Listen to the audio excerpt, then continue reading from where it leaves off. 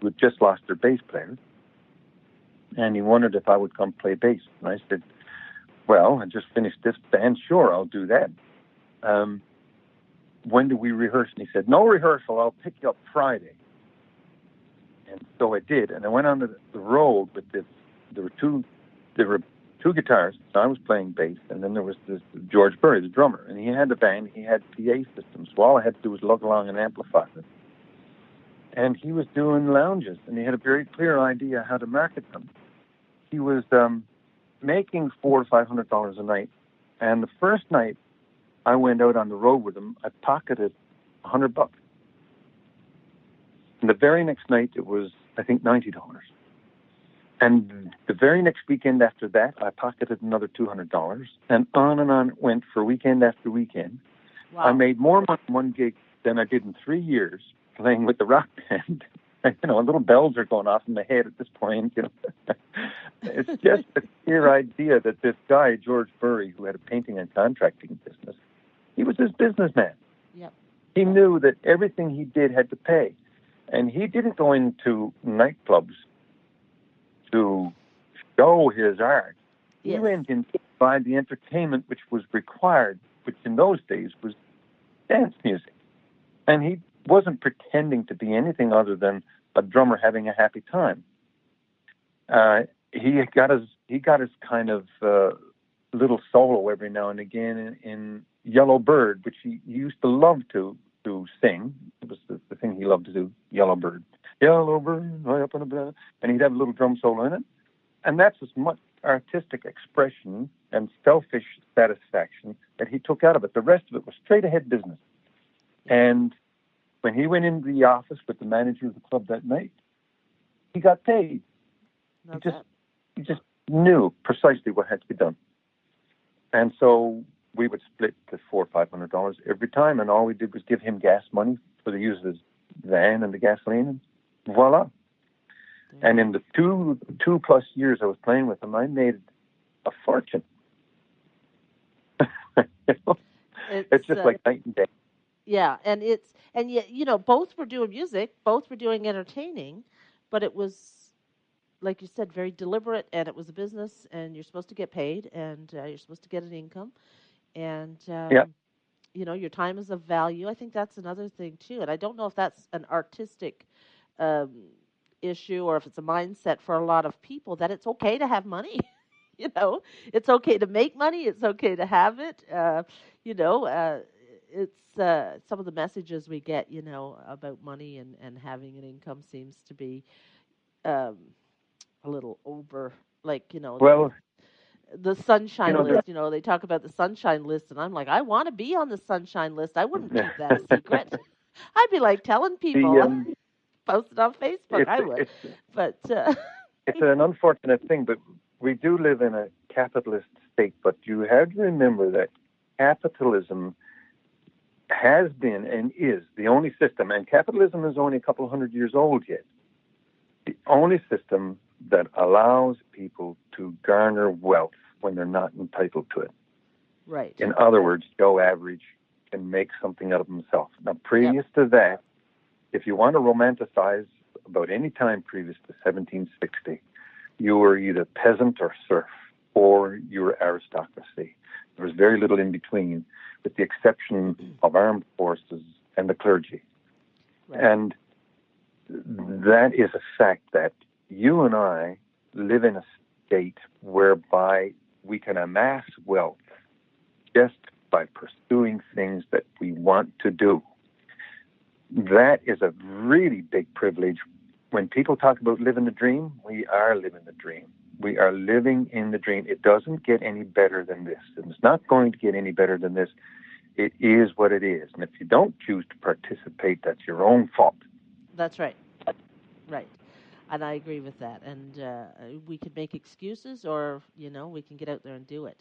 And so, that's a mindset thing. And I think, for you met people who sort of were examples of the mindset where, I'm supposed to get paid for, this is a business.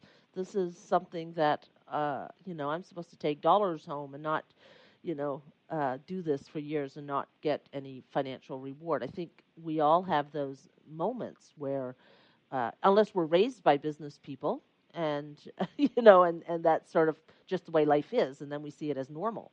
But for a lot of people, I know my family were working people, and we weren't. I never thought we were poor, but I guess by some of the world standards, we were. I mean, um, everybody around me was the same, so it was, the way it was.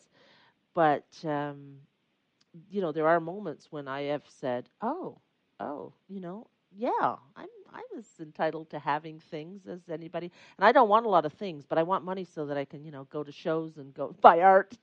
That's what I spend my money on, and help other people. I mean, if the more money you have, the more you can give as well. So there's always that piece. Well, it is the method by which we run our state and our Right. society. If you don't endorse it, you're free to go, live off the land. And I love the analogy. I'm reading a book, and in it there's a statement from a philosophy class, and it examines the idea of what it would have taken early man to make a sandwich. Okay? And this is really great because it addresses this really directly. So early man would have, first of all, had to raise the chicken or the turkey. Right. He then would have had to cultivate a field of wheat. And then he would have had to mill the flour. And then he would have had to create bread from that flour. Would have had to raise the bird. He would have to slaughter the bird and then prepare the meat to go on the chicken, or go on the sandwich. And then he would combine his bread and chicken. And if he wanted something like condiments, he might have had a choice of butter, in which case he would have had to have a milk cow or a goat. And he'd have to make the butter. And so it would have taken him 6 months to a year to make the sandwich. And it would have been all right. Yeah. Not great, just all right. So you can be thankful for the time and age we live in when you can go make a sandwich in 2 minutes. That's right. And it's all because of the state we've built. All those people who are around you support every aspect of what we do. Everything from your banker to your accountant to your armed forces to your police to your doctors and your lawyers and everything. All those people who are in the food production industry and the manufacturing sector, we all built a society together. And here we are. We can all participate in it. And you can choose anything you want inside that society and make something out of yourself, all but for the effort, It's a testament to creative impulses, because all of that was created. Someone had the vision to make bread for others and sell it rather than just make my own bread and eat it, and that took creativity and innovation, and all of these very things that we take for granted were created by someone else decades, centuries ago, whatever, depending on what it is, and we just get the benefit. All the roads that are out there now, we complain about the roads in Newfoundland because, well, they're worth complaining about, but I remember growing up on Change Islands where the roads were just gravel roads. I don't even, before that they were paths, and, we can still see the scars on the land where the old roads were, that were created by whoever settled there and basically beat down a path just by traveling on it. And, those things were put in advance and all that, but I don't have to build a road. I just get to drive on it and use it so that I can, jump in the car and go to St. John's and promote my book. Yeah. So all the creation that came before, whether it's, it's not just art, but all of the engineering and the building and the I see all of it as creation. That's why I was talking to a fellow before, Indeed. and I was Yeah. talking about Toronto, and he was saying, all the misconceptions about Toronto, a city, and all that. And I said, oh, I love Toronto. I said, I remember going there when I was first left Newfoundland, and I went by train, and I got out at Union Station and got off the train and went out, and all these big, huge cement pillars that were old and massive, and I was from Change Island, and remember thinking, wow, we built this, people built this. This is amazing, and you know, that was, a couple of centuries of people building stuff and Yep. making stuff, and Cooperate. I just got to Cooperate as walk a out. state. Yeah. Yep. As a society. That's what it takes to build society, So, And only a capitalism can have achieved what we have, in an egalitarian state. It might be true that aristocracies and monarchies have built bigger and greater things, but they only can be shared by a very few, right. Yeah. And truly egalitarian states such as I think Canada has been are truly a great privilege to be in because we're free to participate. So when you go to entertain, for instance, you have to think of it as a place whereby you have opportunity. You have to find a market and develop it. But you can. This is not China. You can. You're allowed to. Yep. You're allowed to. It's not North Korea. You're allowed to succeed. You're allowed to fail. You're allowed to try.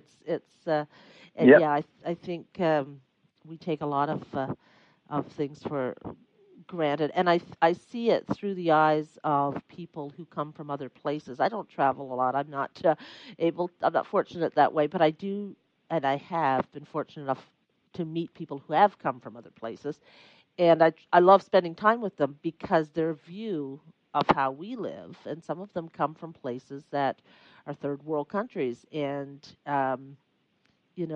they live, they're from a different time compared to us in that sense. They can't, they get power. I was talking to someone who had electricity 2 hours a day. They would have to do anything that required electricity within those 2 hours. So they wouldn't have a lot of appliances or anything that required electricity. They would just have the very minimal thing. Yeah. And, and then they come here and they see us with like lights left. I've got my dining room light on. I don't need that on right now.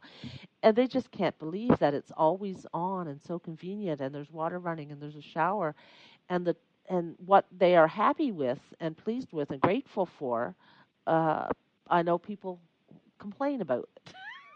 So it's, and of course, we're all going to have our moments of complaining, but it really, though, we have a lot more to be grateful for.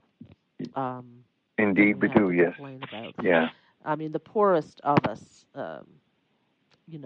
have the advantages over some places and some people in the world, and because they can turn to a neighbor, or there is somebody who is, whereas in those places the neighbors are exactly the same, they're equally in the same situation, and so who do you turn to? You don't have to travel so much as you need to read in order to see the plight of what people are in the rest of the world. Most African countries still have a standard of living so far below anything we can understand or imagine. Most South American countries similarly have a very poor standard of living. You're talking two huge pieces of continent. And if you look in the Eastern European states, most of them haven't pulled themselves out of the Soviet Union. They're still living under the heavy influence of communism, which should have been thrown in the waste bucket years ago, because it's a system that doesn't work. It generally fails over time. Oh, it's a failed thing. It's failed China miserably. It's failed the USSR miserably. Yeah. None of those things work. No. None of those things work. The only thing that really truly ever has worked, unfortunately, is capitalism. Now, unchecked capitalism to the benefit of a few might be the biggest criticism, but it's still the best system that ever has worked on this Right. planet I until we make believe an in improvement on it. I believe in sensible regulations because, after all, humans run it. So Yeah, humans have a tendency to go a little too far and too extremes and not be moderate. yeah, that's And right.